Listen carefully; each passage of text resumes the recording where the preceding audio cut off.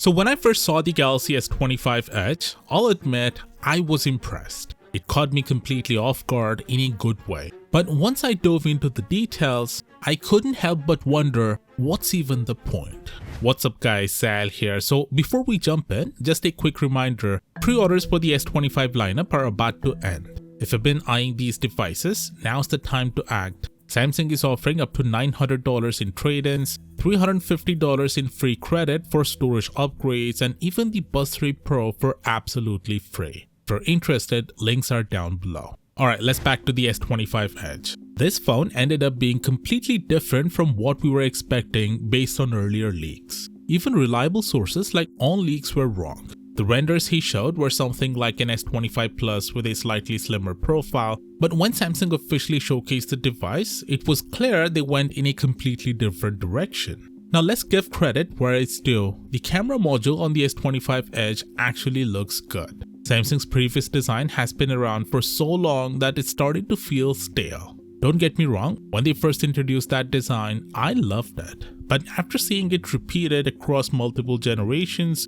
it just got boring. So I appreciate that they've switched it up a bit here. It's not groundbreaking, but it's definitely refreshing. At first, I was genuinely considering getting the S25 Edge when they showed the teaser. Samsung hasn't confirmed a release date yet, but an official hinted it could be in April or May. My excitement was building, but then the battery specs leaked. According to a 3C certification, the S25 Edge will have a 3900 mAh battery with 25-watt charging. For a phone that's bigger than the base S25, which has a 6.1-inch display and a 4000 mAh battery, this is a huge letdown. The S25 Edge will likely have a 6.7-inch screen, so a 3900 mAh battery feels like a compromise that's just asking for trouble. Samsung could have easily avoided this by using slim silicon carbon battery tech, which allows for bigger capacities in smaller form factors. Chinese brands are already mass-producing devices with this tech, so it's baffling why Samsung didn't take the plunge. Since the S25 Edge will have limited availability, it could have been a perfect test bed for this technology ahead of a larger rollout,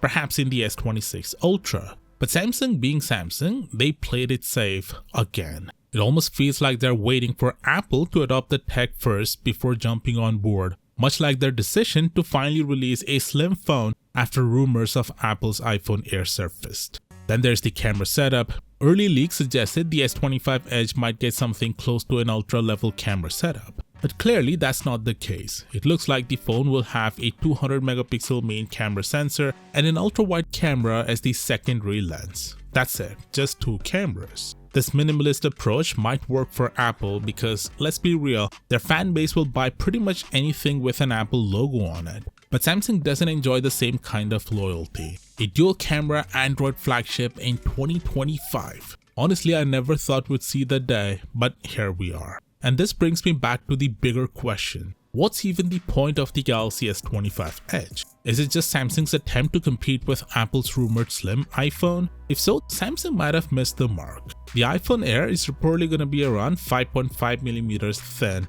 which is insanely slim. Sure, it will have weaker specs compared to the S25 Edge, but its ultra-thin design will give Apple a unique selling point. Samsung, on the other hand, didn't go all in. The S25 Edge is thinner than most phones, sure, but not thin enough to stand out as a true slim phone. It's like Samsung tried to play both sides but ended up in no man's land. The S25 Edge isn't thin enough to be groundbreaking, nor is it practical enough to appeal to the average consumer. And then there's the price. While we don't have official numbers yet, it's safe to assume this phone will cost over $1,000. That's a tough sell when you consider that even the base S25 offers similar performance, better battery life, more cameras, and a lower price. In the end, the S25 Edge feels more like a marketing gimmick than a meaningful addition to Samsung's lineup. It's almost like they just wanted to say, hey, we've got a slim phone too, without actually committing to the concept. Now here's why I think downgrading the S Pen on the S25 Ultra is such a ridiculous move. Click right here to watch the full video, and I'll see you there.